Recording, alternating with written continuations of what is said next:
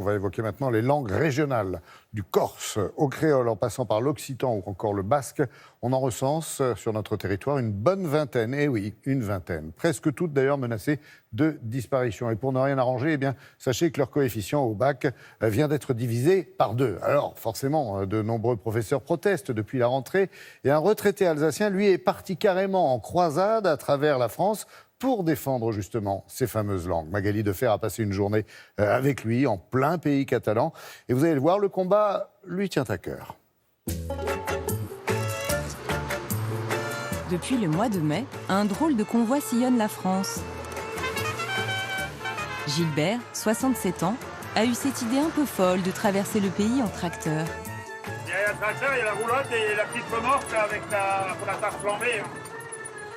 C'est insolite, hein. En tout cas, c'est sûr que c'est pas... On ne pas ça tous les jours. On n'avait jamais pris de vacances. On a travaillé jusqu'à l'âge de 66 ans. J'ai pris ma retraite l'année dernière et je me suis dit, je me paye un petit peu des vacances, un petit peu plus longues que d'habitude. Je rattrape. Et du coup, je suis parti sur un tour de France. Sur ma roulotte, j'ai un panneau qui explique l'histoire linguistique de l'Alsace. L'idée, c'est rencontrer des gens, promouvoir la langue alsacienne, la faire connaître dans d'autres régions. Il ne faut pas grand-chose pour que les gens s'intéressent. Puis avec la roulotte, ça interpelle. Ce soir, Gilbert fait une halte chez des amis alsaciens installés dans les Pyrénées-Orientales depuis peu. Comme chez Mirus, là, hein. Salut l'Alsacien. Schmutz.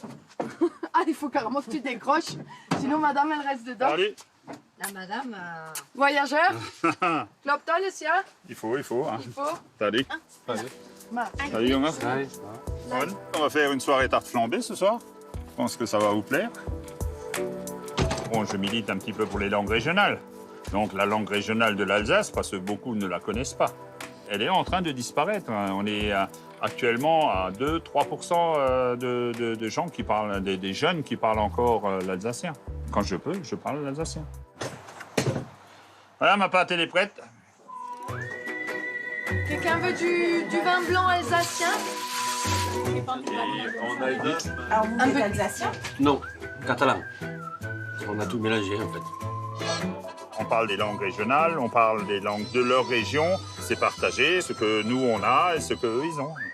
Moi, ça fait 13 ans que j'habite là.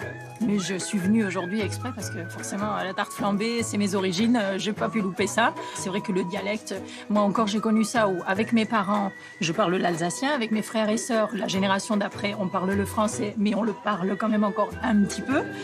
Mes enfants le comprennent, mais commencent déjà à plus le parler. C'est dommage. Le parapluie. Comment on dit parapluie à l'allemand? Comment on dit parapluie Ein Regenschirm en allemand. Parapluie, tu vois, c'est ça. Tu vois, parapluie, parapluie, c'est presque pareil. Ouais.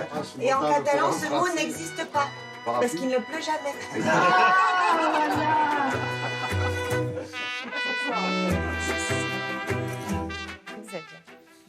J'ai les reportages de Magali Defer effectivement sur les routes de France et en Catalogne.